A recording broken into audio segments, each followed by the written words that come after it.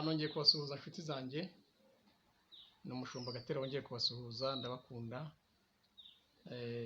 Nejejwe no kongera kuvugana namwe ijambo ry'Imana. Ndabizi ko abantu benshi bakurikira inyigisho zanjye cyangwa amakuru nkunda kubabwira, byaba ubuhamya ntaye nagira rwose no muri kimwe cya kenshi, ariko uyu munsi bwo ndashaka ko tuganira ku ijambo ry'Imana. Nanone numvishe nkumbuye kongera kubabwira ko muri inshuti zanjye, muri inshuti za Yesu, muri inshuti z'Imana, ndashaka kuvuga uyu munsi ku ijambo ryitwa urukundo. Urukundo rugira amashami menshi.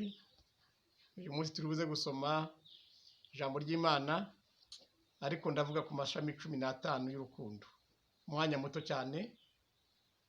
Ndashaka kugira ngo rero mbabwire urukundo icyo ari cyo, ariko mbere ya byose reka tubaze dusenge Imana. Data, ndagushimiye mu izina rya Yesu Kristo w'i Nazareti, nejejwe no kunyumvise iyo ntangiye kuvuga ubana nanjye. Mushyigikire muri uyu mwanya kugira ngo izarya rihabwe icyubahiro. Hari impamvu ushatse kwira ijambo rigira mu matwi y'abagiye kuryumva, rero aba nibo ba nyiraryo bari buryumve. Uvaneho uburetwa ku mitima y'abantu, abantu bongere kugaruka mu rukundo, bongere kubana nawe. Hari ibyo abantu bita urukundo atari rwo, ariko urukundo agira ngo uyu munsi rugaragazwe n'ijambo ryawe. Urakoze, ndagushimiye ntangira, kandi uze kumfasha kugira ngo nisoza izarya rikomeze guhabwa icyubahiro. Urakoze rero, ndagushimiye mu izina rya Yesu Kristo umwami wacu, amen. Nongeye kunezezwa no kuganira namwe rero. Reka twumve ijambo ry'Imana. Reka nsabe umuhungu wanjye adusomere amagambo ari mu gitabo cy'Abakorinto ba mbere, ibice 13. Arabanza dusomere umurongo wa 3. Haravuga ngo, kandi nubwo natanga ibyanjye byose ngo ngaburire abakene, ndetse nkitanga ubwanjye ngo ntwikwe, ariko singire urukundo, ntacyo byamarira. Ongera usubiremo.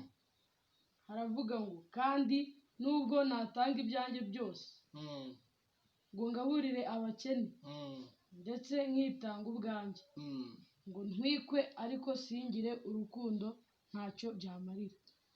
Murumva, aravuze ngo nubwo natanga ibyanjye. Uyu ni umugaragu w'Imana Pawulo arimo yigisha Abakorinto, ariko ubu ntabwo ari Abakorinto arimo kubwira, noneho nigiri mu kubabwira. Iri jambo naritekerejeho, sanga urukundo rufite ikibazo muri kino gihe. Mu bintu bya mbere bifite ikibazo muri kino gihe ni urukundo, ni ukwizera no kwihangana n'ukuri. Ibyo bintu ko ari bine muri kino gihe bifite ikibazo, ariko uyu munsi ndavuga ku rukundo, hanyuma utanzavuga ku kwizera akamaro kabyo, nongere mvuge kwihangana, hanyuma nongere mvuge n'ukuri. Urukundo, uyu mugabo w'Imana Pawulo yaravuze ngo nubwo natanga ibyanjye nkagaburira abashonje. Muri kino gihe cya Covid hari abantu bagiye bagaburirwa n'abandi, hari abantu bagiye basohora amafaranga yabo bakagaburira abantu bari muri mwebwe murimo kunyumva, baba ari bene wanyu cyangwa atari na bene wanyu. Nawe hari abagiye baguha, bigenda biba ikibazo. Hari umuntu umwe twize kuba ikiro cy'isukari n'ikiro cy'umuceri, arabyanga, avuga ngo murabona ari ibyo nkeneye. Ndabaza se mugore mwiza ukeneye iki? Ngo ngewe ngo nkeneye ngo ko nyine ngo munyubakire inzu ngo mukagira, none se kurya byo urabifite? Ngo ntabyo mfite, ngo ariko ngo umuceri wanyu nzerera ntacyo bimaze. Ndavuga rero n'agato kava kwiguye. Yaragize amahirwe abonye n'uwo muceri n'isukari, ni ukuri kose yarabyanze. Ndavuga ngo tuzabihe abandi, tuhita tumureka turamwihorera, nyine tubiha abandi kuko hari ababikeneye. Rero muri kino gihe cya none, niyo watanga ibyawe byose ukagaburira abashonji ukabambika, inyuma hajya hanyuramo akandi kantu ukavuga ngo none se ngo wagize ngo icyo nshakaga hose ibiryo sinamuhaye, nagenda arya azapfe nabi. Noneho kubera abantu bagiye bakorera abantu ibintu byiza, abantu urukundo rwarakonje, ntabwo bagikundana. Hanyuma haravuze ngo kandi niyo nanjye ubwanjye nakwitanga ngo ntwikwe. umuntu akitanga twikwe ariko adafite urukundo. ntacyo byaba bimaze. Ndashaka kuvuga ko ikintu cyose wakora cyose niyo wanyubakira inzu, niyo wagira gute, niyo wampa imodoka, niyo wangaburira, niyo wankorera ibintu byose byifuza umuntu afite mu murimo w'Imana ni byinshi, cyangwa se no mu muryango we. Niba avuga ngo ngewe nguriya ngo n'ibi ntacyo bimaze. Niyo ahangaha iwanjye ntuye, ahangaha ndi n'iwanjye ni mu gikari cyanjye, niyo waba ibi byose byanjye ariwe wabyubatse, warangiza ukanyanga, warangiza ugasebya, warangiza ukagira gute, ni ukuvuga ngo ibyo wakoze byose imbere y'Imana uba ufite zero ifite amatwi. Imana igiye gutanga amanota y'ibintu watanze, yasanga warabisibishije ururimi rwawe, hanyuma ukaba ufite zero ifite amatwi mu gutanga. Reka dusomere umurongo wa 4. Haravuga ngo urukundo rurihangana. Reka tugendane buhoro. Tugiye gutangira ibintu 15 nibyo mvugaho gato gusa, hanyuma uze kwikontorora. Urukundo, umuntu ufite urukundo arihangana. Iyo ibintu byose bivutse, ikibazo kikavuka, ndagira ngo ushyire kuri balance kwihangana kwawe. Wowe se urihangana? None reka numvise mu gitondo cy'uyu munsi ndabyutse numva mbere yuko nywa icyayi numva nakicara mu gikari nkababwira, niko urihangana. Ntihongere kwirata ngo ufite ibyo watanze, ngo ufite ibyo wakoze. Niyo nawe wakwitanga ukavuga uti ngewe nitangiye igihugu cy'u Rwanda cyangwa cy'Ubufaransa cyangwa cy'Ububirigi cyangwa Amerika, ndayitangiye, ngiye gushya corona igende. Aho ukabikora gusa kugira ngo uzavugwe w'igihangange w'umusitari udafite atari urukundo rubiguteye. Bibaho kugira ngo umuntu amenyekane. Ndibuka nanjye nigize gushaka kuguruka, nigize kubivugaho ari kugira ngo umenyekane ndi umwana.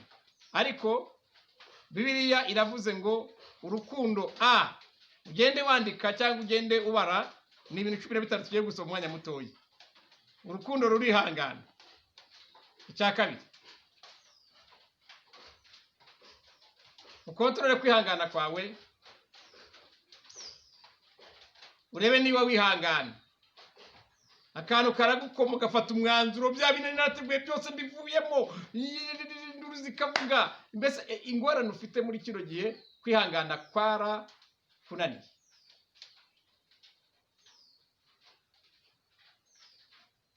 Urukundo rukagira neza. Urukundo rukagira neza. Oya bisume neza. Urukundo rukagira neza. Urukundo rugira neza. Urukundo rugira neza. Umuririmbyi yaravuze ngo ineza y'umuntu niyo imutera gukunda. Ugira neza ukayizayisangaho ugiye. Ni ukuvuga urukundo ako ni aka kabiri, rugira neza. Kandi umuntu ugira neza ni umuntu ubuhatwa, ugira impuhwe, ugira gute. Icyo ni ikintu cya kabiri cy'urukundo rugira neza. Icya gatatu, urukundo ntirugira ishyari. Muraburagiye neza. Urukundo ntabwo rugira ishyari. Ntabwo rugira ishyari. Ndagira ngo ugende wikontorora mu mutima wawe, ni akantu gato ushaka kuza kugira ngo kaze kukugeraho, hanyuma ufate decision wihane. Icya kane, urukundo ntirwirarira. Muranyumva neza? Bajya bavuga kera ngo umusore utirariye ntabwo ashobora gutwara inkumi. Ndibuka nanjye njya kurambagiza, nubwo nubaga nzabikora, nabwiye madamu ntibumura, nugera mu rugo iwacu ni mu byondo, ni mu gitaka. Usibye ko nari mfite ubukene bikananira, ariko narabubwiye nugera iwacu muvanye kuri kaburimbo ahantu heza, hari udusekabuye, hari umucanga ku muhanda, mutajya mu byondo. Iwacu ari mu byondo byinshi cyane mu giturage kibi. Hanyuma birangije ndabwira nimara kugushaka nzakugurira bote, turanye mu ntango turakaragira hasi. Hanyuma mubwira gutyo, abwira rwose umukobwa w'inzobe nkawe nzagushakira, nzaguterera amapapayi, amavoka, amaronji, noneho humbura. Ndimubwira gutyo, kandi nubaga nzabikora koko, ariko birananira kubera imbaraga zanjye zari nkeya. Ngira ngo mu myaka nk'itatu ishize nibwo umuntu umwe ndimo ntanga ubwo buhamya, yavuze ati shatereka madamu mugure za bote nkuvane imideni. Arazigura, atakinazikeneye cyane ariko arazakira.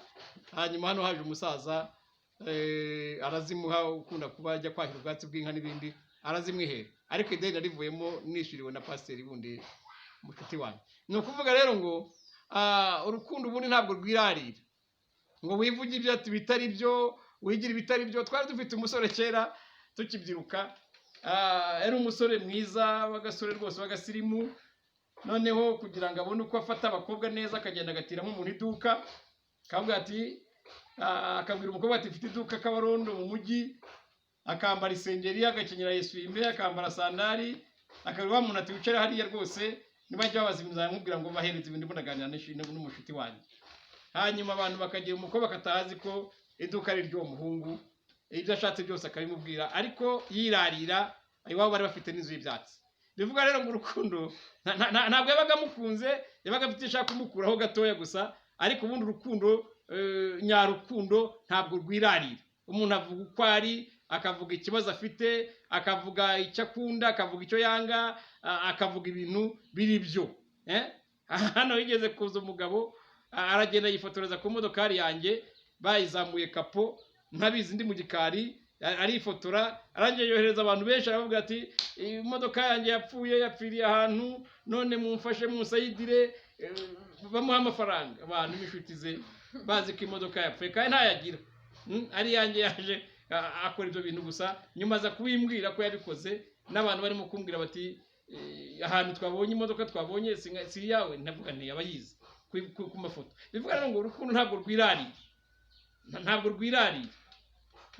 Hari umugabo ugeze kuza inanga avuye Uganda, aratubwira ngo niyo wakicara ku rubaraza rw'inzu ye, ngo wakiryamira gusa utari winjira no mu nzu. Hanyuma igihe kimwe umupasiteri aza kugenda ajyayo, arabaririza, arahamenya, baza abandi bapasiteri twari runaka ni hehe, baramubwira, ajya asanga ahantu akodesha mu nzu yubakishije amadebe, yubakishije amadebe, ikingishije ibati, winjiraga muri ako gapangu, akabati kakamara kubitaho ukagira ngo baraharashe. Araza aratubwira ati wa mugabo yaratubwiye, kandi abantu bavuye hasi bishimye banezera bati yo twabonye umuvugabutumwa w'igihangange, umusajya wa Katonda ukomeye. Ariko mu by'ukuri iyo ufite urukundo neza ntabwo wirarira. Icya gatanu, urukundo ntirwihimbaza. Reka urukundo ntabwo rwihimbaza. Kwihimbaza ni ukwerekana ko ari wowe ushoboye, kwihimbaza ni ukwerekana ko udahari umuntu atarya, ari wowe utunze abantu bamwe na bamwe, njya barya abantu runaka n'injye ubagaburira. Kwihimbaza ni ukuvuga ngo tungo burase ngo ujye ngurira mugore imyenda afite sicyo yayimuhaye. Mbese kwihimbaza ni ukugaragaza ibyo ushoboye, warangiza ukumva nyine ko ari wowe. Hari n'abaririmbyi bihimbaza ari muri korali, akavuga ngo ngewe ngo ntari muri korali, ya korali ntabwo yagihitinga, ntabwo yarimba neza, ashukura abeshya. Ngo umupasiteri ukumva ati ngewe ntari muri uru rusengero, abantu bose bagenda, barakubeshya agati kateretswe n'Imana ntabwo gasengwa n'imiyaga. Kavuga ngewe ubu ngubu uyu muryango nkuretse ntabwo rwose bazabaho, ngewe bariya ntabafasha bari gupfa. Urabeshya cyane, kuko ntabwo ari wabaremye. Hari uburyo Imana yakiyaranje. Umuntu ashobora no kurya mayoneze, abantu barayashima bamwe, abandi bakarya amafiriti, abandi bakarya makaroni. Ngewe amakaroni yariye muri 2006 ngiye ahantu ntayo nari nzi, niberaga Rugazi nirira imbihi. Noneho icyo nshaka kubwira rero, ushobora kugira gutya ukarya ibyo ngibyo kwihimbaza, buriya yishwe niko akennye, nuko ameze gutya rero bituma ameze kuri. Ariko mu by'ukuri Umunyarwanda yaravuze ngo ibuye rimene ku rwondo ruguzigira ugisukuma, ugapfa mbere ye bya biryo bikakwica, byarangiza ubundi ukagira ikibazo, ubundi akagumaza akabaho, akazanabirya ibyawe. Ndashaka kubwira rero ngo urukundo ntabwo rwihimbaza. Iyo ufite urukundo ugendana n'abantu bose kuva hasi kugera hejuru, ukabana n'aboroheje, ukabana n'abakomeye, ukakira abantu bose, ukamererwa neza. Ndibuka ngewe ubushize inkimara kubona inzu irimo amakaro, hari abantu baje aha ngaha bavuye mu giturage iwacu, turabwira bari mukuremo inkweto sha mwigi, bava batereka bari kwiratasa, dukuramo iziki muze kubikoropa, cyangwa se kudatubaga tuzikure mukiri mu byondo, kiri hasi mu mikungu, tereka twinjirire muze kuzikoropa. Ubwo se mwubonye amakaro mudafite n'abakoropa, barabyanga. Barabyanga. Hariho twigize kwinjana mu nzu, navuga ni dukuremo inkweto, aravuga ngo zikuremo ugeze iwawe, genda zinje, ntabwo ndagera iwanjye, ninsohoka ndingera iwanjye ndazikuramo. Bivuga ngo urukundo ntabwo rero rwihimbaza. Icyo ni icyakangahe? Cya gatanu, cya gatandatu. Urukundo ntirukora ibiteye isoni. Hanyuma urukundo ntabwo rukora ibiteye isoni. Uzi ko umuntu ashobora guhangara, guhangara akavuga ngo uzi ko ngo runaka yambwiye ibintu bimeze gutyo bibi cyane. Ubundi iyo umuntu afite urukundo kuri mugenzi we ntabwo rwihimbaza. Niyo ugize ikintu wumva ushobora kujya gutya umuntu nako ntabwo rukora ibiteye isoni. Umuntu ashobora gukora icyaha wowe ukakivuga ukabuvuza ibiteye isoni, kandi bagombye kumusaba ko biriya bintu wakoze ntabwo ari byiza, ariko mu magingo aya ngaya kubera imandwa ya rutindagezi y'amagambo atakurara mu kanwa, wirirwa uvuga inkuru z'ubujajwa, uvuga ibindi byose, urukundo rwagukonjemo, ahubwo wigeze umunyamakuru uvuga ibintu ukanabitubura cyane. Uramuzi wa wundi. Bivuga ngo urukundo rero ntabwo rukora cyangwa se ntabwo ruvuga ibiteye isoni. Ndakusabye wowe umaze kugera kuri iyo etape ya 6 ureba aho utsindwa, hanyuma ufate ku mutima ubwira Imana ngo ukabyara we Mana yanjye nziza, ndashaka kuzajya mu ijuru, ndashaka kugira urukundo rwuzuye. Hari igihe umuntu agira ngo afite urukundo ntarwo afite, abana umuntu akaza mugasangira, yamara gutaka avuga haza abandi bantu ku mugoroba ukabwira yewe noneho rero rwose ibintu byagabanyutse mu rugo, babatekere mu kara, amatara nifite angana yagaburiye abana hano, hari ubwana bushonje, hari ibintu bifite ikibazo, ugatangira ukihimbaza ukikira hejuru. Gabanya uwo mwuka, ntabwo ari urukundo. Urukundo ntabwo rukora ibiteye isoni. Icyo ni icya 6. Icya 7, urukundo ntirushaka ibyarwo. ni ukuvuga umuntu ashobora kugukora imibare, gukora imibare. Urukundo ntabwo rushaka ibyarwo. Urukundo, iyo ufite urukundo ntabwo rushaka ibyarwo, ahubwo urukundo iyo rufite wumva ibintu byawe n'iby'abandi. Muri ibyo yaravuze ngo ibyo ntunze nanjye ubwanjye. Nawe wumva ushaka kwiruranyizaho ibintu. Hari n'umuntu ashobora kujya gutya akagenda akiba ikintu akakizana kandi afite byinshi, akiba umukene cyangwa se akamwima cyangwa se akagira gutya, cyangwa ugasanga afite. Urukundo ntabwo rushaka ibyarwo. Ni icya 7. Icya 8, urukundo ntiruhutiraho. ibyo birabatsinda benshi. Urukundo ntabwo ruhutiraho. Ndibuka iyo umunyarwanda yaravuze ngo iyihuse yabyaye igihumye. Ntabwo urukundo ruhutiraho. Abantu barahutiraho cyane, abantu barahagarara bakavuga ibyo batakagombye kuvuga ahantu, umuntu akagenda agakora ibyo atakagombye gukora, umuntu akagenda akajya mu byo atakagombye kujya. Mu rukundo ntabwo rwihuta gutyo. Urukundo ruratuza. Umuntu ufite urukundo aratuza. Iyo kumva mushuti wawe yahemutse bikakubabaza, mbere yo kwibwira abandi ukabanza ukamusanga, umuntu yakubwira ibintu ukavuga uti buretse banza urimire, umuntu akabanza nicyo byitwa urukundo. Ntabwo ruhutiraho, ntabwo ruhubuka. Abantu bajya bahubuka bakarasa nibyo bitarigombye kuraswa. Komeza. Cya 9, urukundo ntirutekereza ikibi ku bantu. noneho muri iyi minsi hano mpafite agatoki k'igikumwe, kera nigeze kugatema, hanyuma bituma urwara buri munsi, rukomeza kumera nk'aho rugizemo ibipande bibiri. Hanyuma ubu ngubu umuntu ashobora kuvuga ati Gatera afite icyara kimeze gutya na gutya, akavuga impamvu yacyo. Tibure bwo yageze avuga ko yajyaga yiba kera, tibure baramutemye yiba, bamutemye yiba. Abandi bati byageze gutya na gutya, kandi nyamara ntabwo bantemye niba, ahubwo ndibuka ko aribwo madamu yari yabyaye. Noneho nari mfite amafaranga makeya, mbona amafaranga yo kugura umutwe w'ihene. Noneho uwo mutwe w'ihene rero ndavuga reka nkumucocere, byibuze shaki bwanterekera amazi ku ziko mutereke wenda aze kuza kugira. Noneho ntemye ndahusha nditema. Urwara rero rwaranze n'uyu munsi. Ni kera cyane muri za 92. Noneho bivuga ngo urukundo twari tuvuze ngo ntabwo rujya gute. Cya 9, twari tuvuze ko rudatekereza ikibi. Ntabwo rutekereza ikibi ku muntu. Ni ukuvuga urukundo ntabwo rutekereza ikibi ku muntu. Ubundi wazagiye uvuga inkuru uzi neza, ukavuga inkuru uzi neza, ukavuga inkuru wakurikiranye ufitiye gihamya. Hano mu Rwanda bashyizeho itegeko ryo kujya bahata umuntu utekerereza undi akavuga ibintu bitakagombye ko bakamubaza ibyo bintu uvuga wabihagazeho. Ni runaka wabimbwiye, ni pasiteri wabimbwiye, ni umuririmbyi wabimbwiye. Ibyo ngibyo ntabwo bibiri byemera. Wowe niba wumvishe ikintu kubera urukundo ufitiye umuntu tera intambwe ujye kumubaza amashira kinyuma nakubwira yego uvuge gabanya rero cyangwa se bivamo ntago ari byiza birakwicira ibara birakugira kwangiza noneho je mfite umushumba nkunda mfite umushumba nkunda unganiriza wazi tukaganira amakuru yose umuntu yamubwira ati Gatera yahagaze mu ruhame avuga nabi akampamagara ati mushuko numvise umuntu avuga ngo wavuze nabi nkamutekereza niba navuze nabi niba ntavuze nabi hanyuma ibyo ni inkuru mbi cyane icyo ni icyakera cyitwa urukundo ntabwo rupfa gutekereza ikibi ku muntu ngo utangire kumutekereza utangire kumwita ko imbaraga afite yazivanye hehe ntabwo ari uko urukundo rumeze. Icyacumi, urukundo ntirwishimira gukiranirwa kw'abandi ahubwo rwishimira ukuri. rekeraho muranyumva neza, urukundo ntabwo rwishimira gukiranirwa kw'abandi. Usigaye umeze nk'umwogezi w'umupira iyo umuntu yakiraniwe niwe wanza kuvuga inkuru.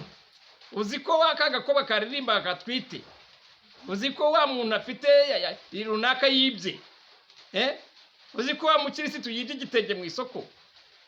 Noneho uko ubivuga mu baturage hirya no hino urica izina ry'ubukirisitu. Hari umugabo umwe yari umuvugabutumwa, noneho umugore we aza kurwara umugongo, amaze kurwara umugongo urahetama umera nabi, wa mugabo kwihangana biramunanira, aza kugenda atera umuntu inda. Ariko abapasitori bose bo mu gace ka Kabarondo iyo mwahuraga n'abantu mu kabari batwara bamenyesha musigaye mutera inda ukagira ngo twayimuteye twese. Bivuga ngo urukundo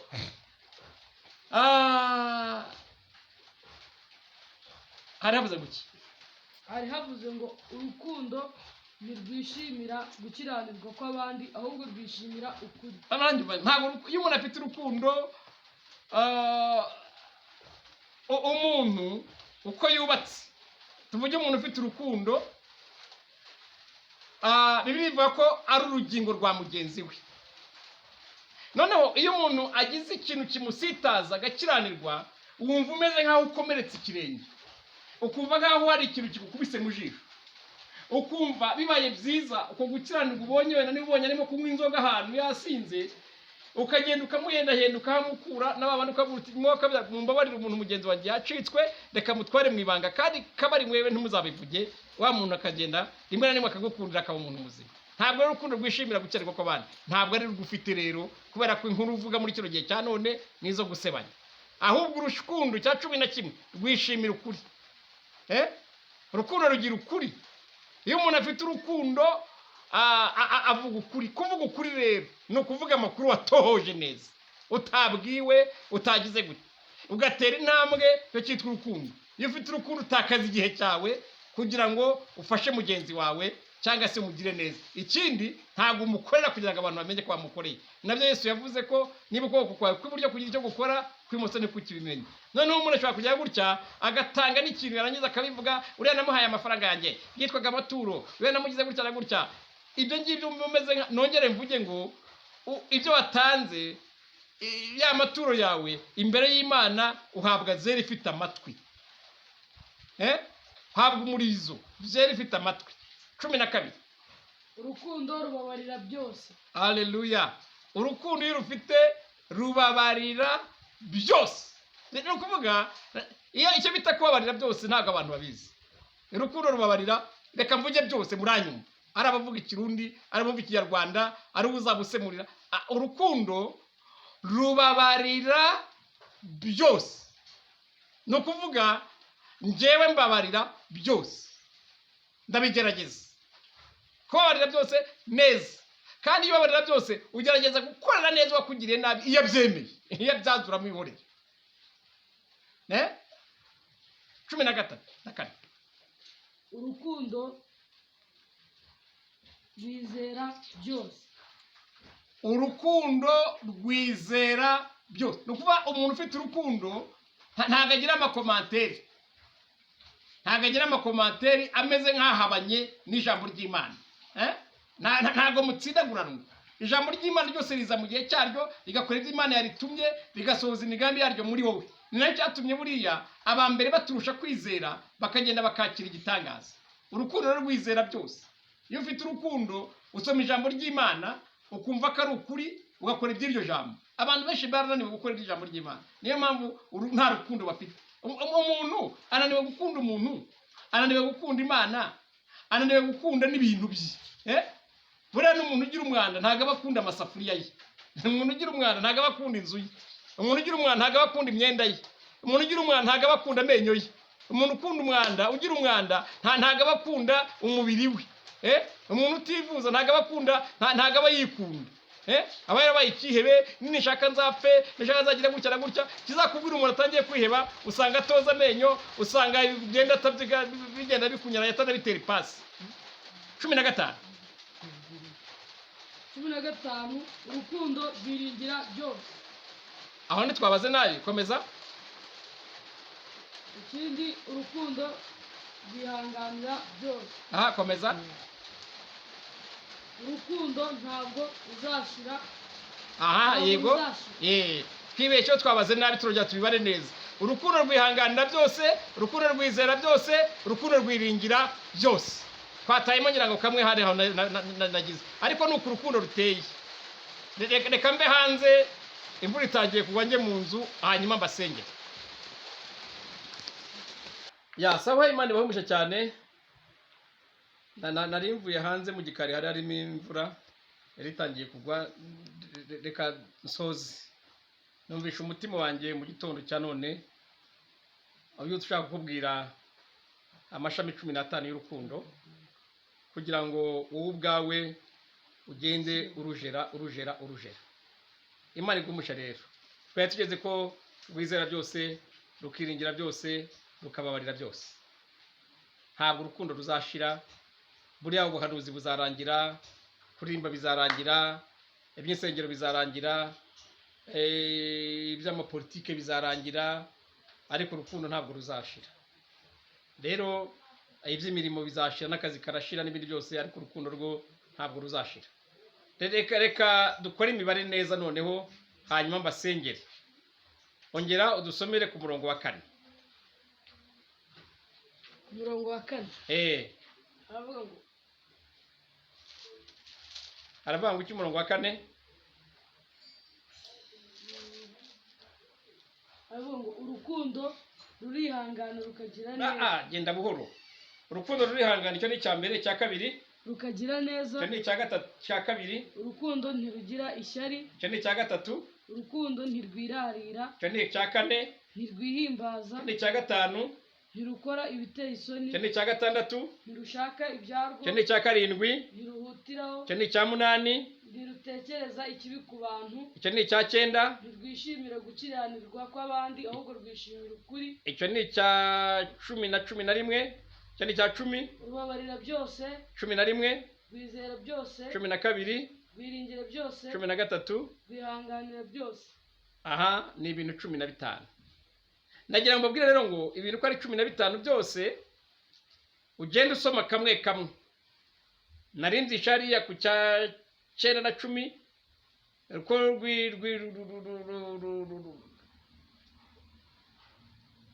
rugira urukundo, rugira ukuri. Reka dusenge. Ndagira ngo ufate ku mutima wawe, utekereze ngo mbese urukundo rwanjye rufite igisebe. Niba utihanganira byose, nta rukundo rwawe rurarwaye. Niba utizera byose, rurarwaye. Niba utababarira byose, rurarwaye. Niba uhutiraho, uhubuka, rurarwaye. Niba ukora ibiteye isoni, rurarwaye. Niba utihangana, utagira neza, ni ukuvuga ikibazo uragifite. Reka dusenge rero. Aka kantu kumve cyane, nkavuze buhoro, ntari mu bintu byinshi, ariko ndumva ari keza. Urakoze mwami Yesu. Imbabazi zawe zegere umuntu wese unyumvise.